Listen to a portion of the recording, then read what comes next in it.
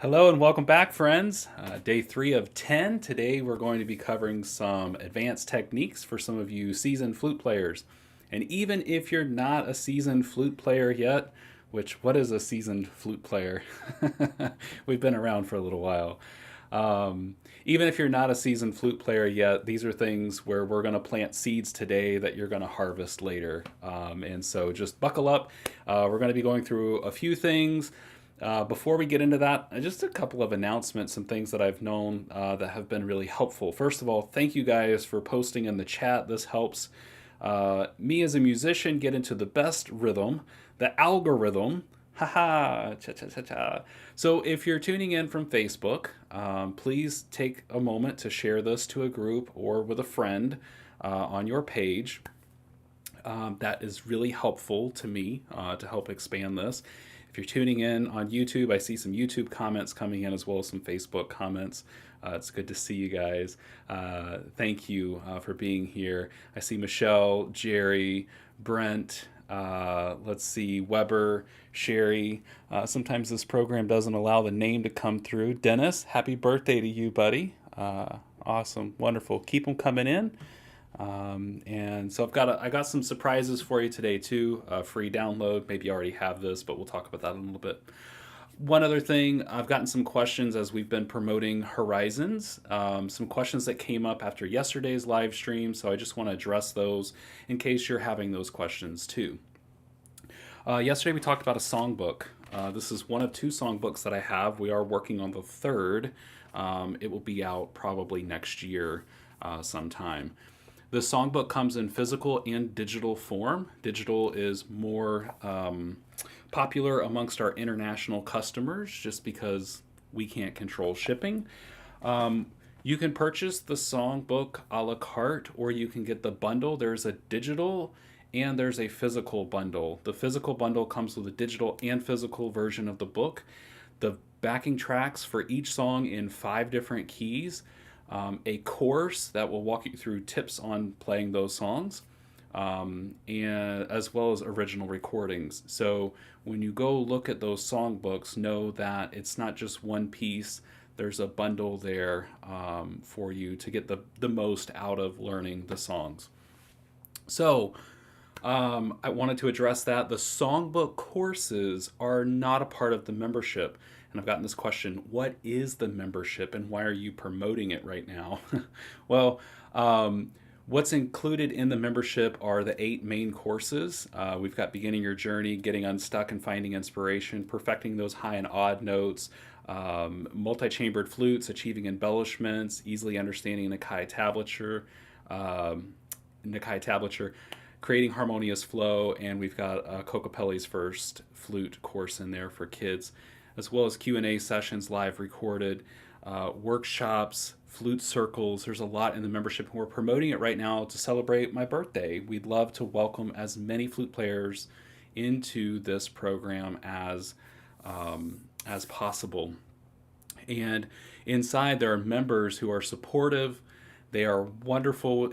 We've got a private community outside of social media, so you don't have to worry about the distraction of that. And so it's become a family. We'd love to have you as part of that family. And for until July 10th, we've returned to Founders Rate, which is the rate that we launched the membership with last year. And at the beginning of this year, we raised the monthly price. But during this promotional time, we're putting a special back to Founders Rate on 6 and 12 month plans, and you get a free t-shirt. So I wanted to get that out of the way so we could get to the real heart of the matter here today. We're going to cover some techniques, and then I'm going to play a song for you guys that'll demonstrate some of these techniques. So if I present them to you first, then you can kind of see how they're put into action. Yesterday we did kind of a beginning technique bit, and today I wanted to cover just a few of these. Now these are in the Achieving Embellishments course. I'm getting very excited. I need to slow down a little bit. All of these are in that course, but I wanted to run through a couple of them today in case you're not interested in taking a course or joining us in membership. You just need a little flavor there. So I see the chat is really moving now. Bob says this is break from the day. Looking forward to today's learning. Hi, Judith. Welcome. Diane. Hi from really hot Florida. You know, I'm from Cedar Rapids, Iowa. I'm originally from Florida, but I live in Cedar Rapids, Iowa. And today it's in the 90s. It's a scorcher out there today. Very, very, very humid. So, oh, and Diane also adds the membership cost is a great value for the extensive services that are offered. Yes, I believe that. Thank you for that. And Weber adds seasoned flute players. Some are salty, some are spicy. Yeah, well, we'll go with that. It's all personality. Speaking of personality, let's add some personality to your flute playing with some of these techniques. One of the foundational things is breath work. So I break techniques down into three categories. There's the breath, the fingers, and the tongue. So each one of these things does something different for the flute. And when we combine the power of all three, we really get a finessed sound. And for as long as you play the flute, you will always be working on your sound. You will always be working with breath. And the flute itself will teach you so much about breath work, back pressure, how it moves, all of those things. So let's pick up where we left off yesterday. The pop is a really easy technique, but I want to add something to it. So the pop, let's just cover that to start, is a movement where you might take a finger above what is open here and lift and close, just like that. Don't come up high, stay real close to the flute. All the work's on the big knuckle there. And for that, there's no tongue, no breath, okay? If you want to be a little bit more exaggerated with that sound that you're playing, with that pop, then add the breath. This is much like what we get with the bark. Be careful not to tongue. When you tongue a note, it separates the airstream, and that can add a little chop to your playing. Normal, exaggerated.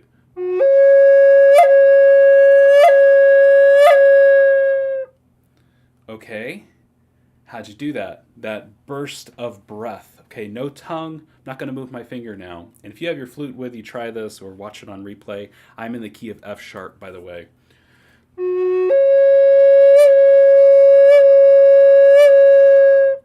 You may see like my throat gets a little engaged with this when I'm pushing. I am pushing that with my diaphragm. Same work that we do with the bark, which I'll show you next.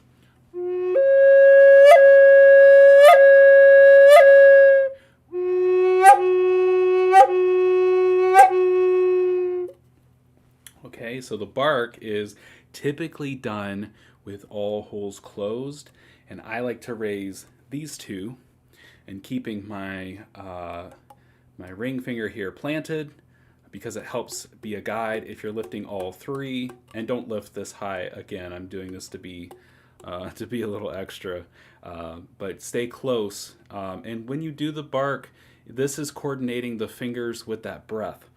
And that can be a challenge because sometimes the cart comes before the horse or the horse before the cart, and you just gotta sync them up to where you can get that sound.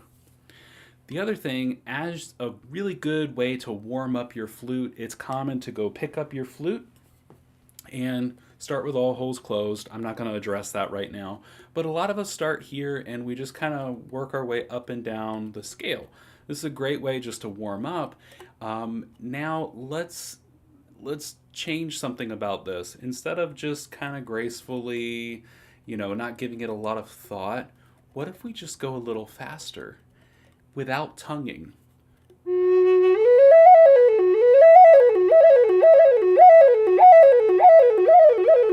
Okay, now you're running. This is called a run when you can start. Commonly, I will be playing a note here, and then I'll want to run home. And you'll notice that even though I start here, If I only run with these three fingers, then you don't get as big of a sound.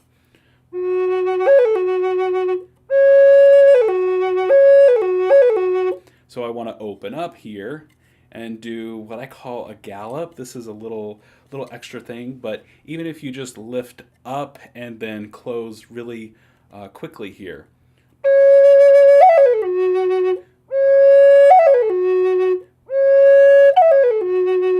Notice at the top of that, I added a tongue for articulation.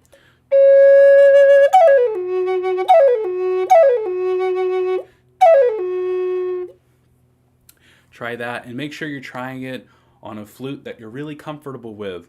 Key doesn't matter when you're working on exercises like this, but find a flute that is comfortable for you so that way you're not struggling to reach the holes, maybe if it's on a bass flute or something like that.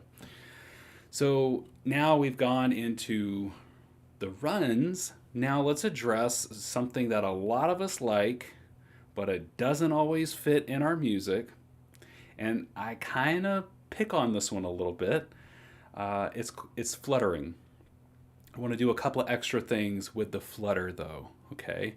So there's two different versions of the flutter.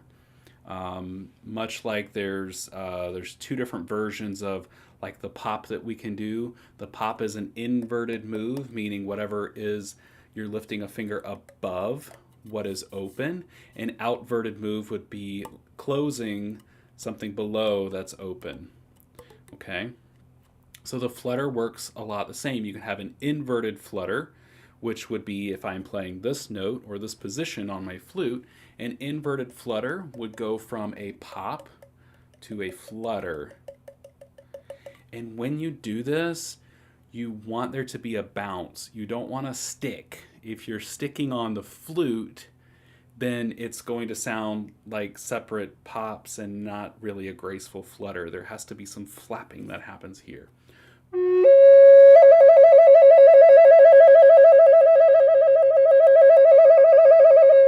Okay?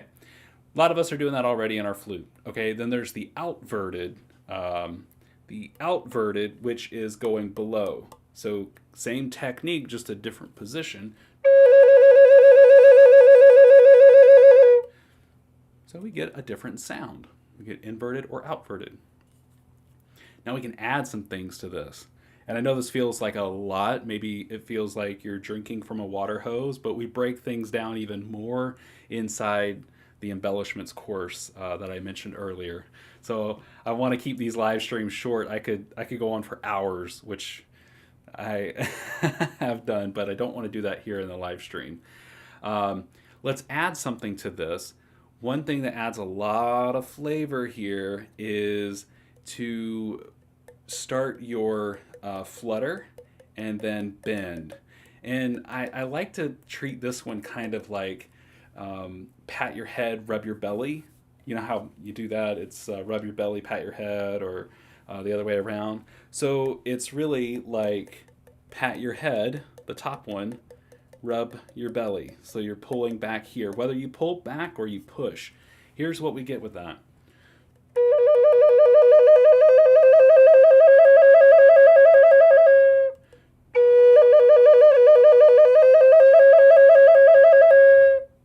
Cool. Now what if we did like a flutter and we just went all the way down? So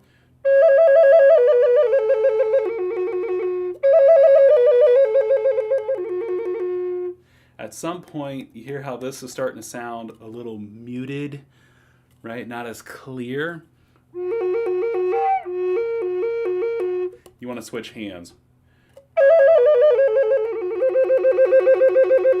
Back to that kind of barking, but now we're fluttering here. And one more thing we can do, if we're already in this position, then let's add that burst of breath, okay?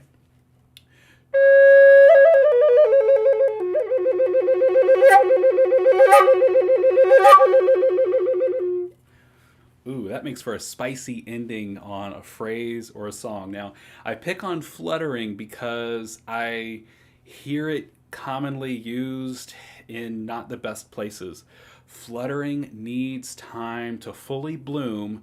You don't want to rush it. You want to make sure that it's not going to throw off the timing of what you're doing in your improv or what you're doing in your song. So just be very choosy. It's a cool technique. I love it, but it needs to be used properly in the best place. So the chat has gone quiet. I assume that many of you are probably picking up your flute and trying this. And so these are just some of the things that I wanted to share with you, so you can get an idea of combining these techniques. Yesterday we talked about tonguing, bending, popping. Today we're building upon that foundation. Okay, we're doing exaggerated pop.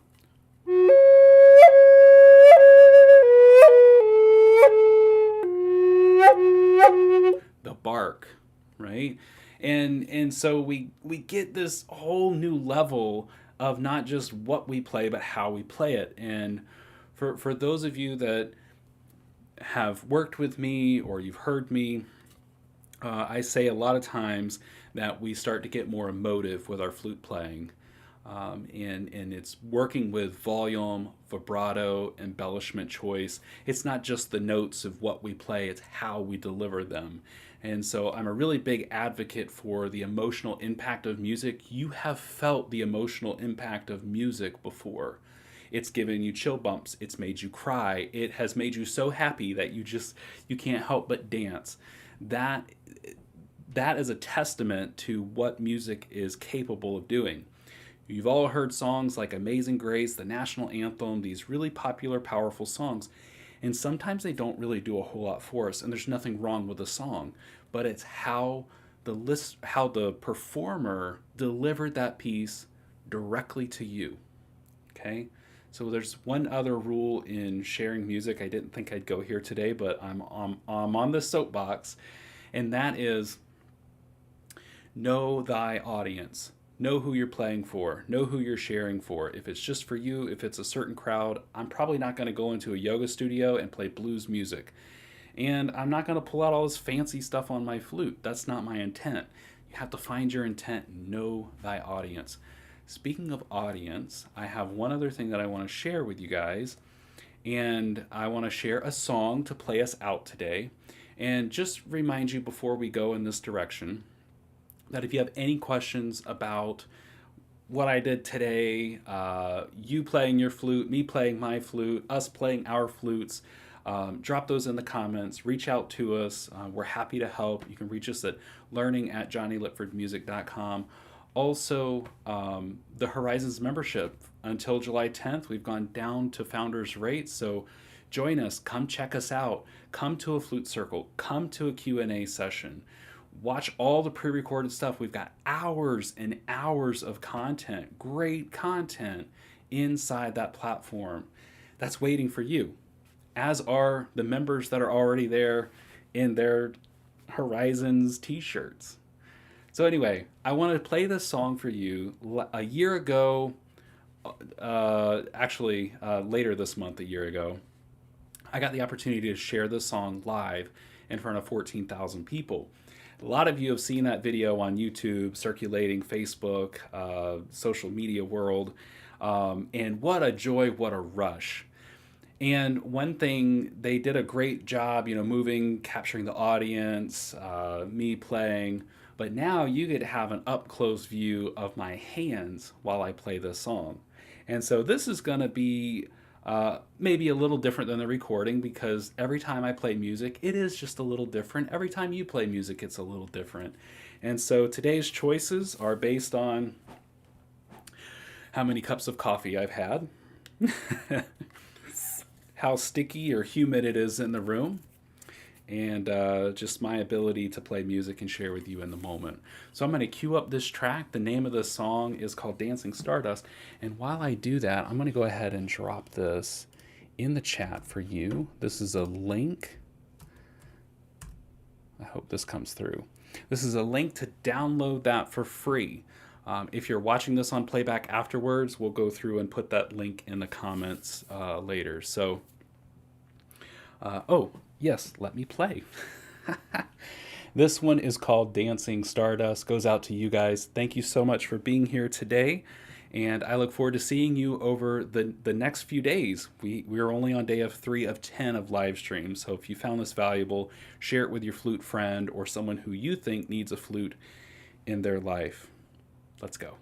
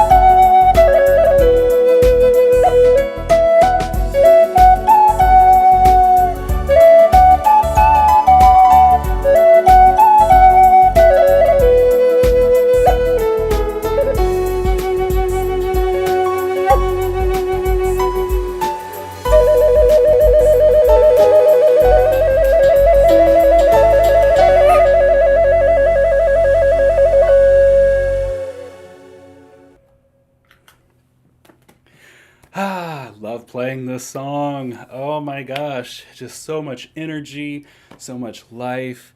I just appreciate you guys being here today and look forward to seeing you. Looks like I'm all fuzzy now. I look forward to seeing you guys in the next broadcast. So stick with us and appreciate you so much. Have a wonderful and safe night. And I'll see you tomorrow. Even though it's the 4th, we'll be here, and I can't wait to share a lot more with you tomorrow. See you then.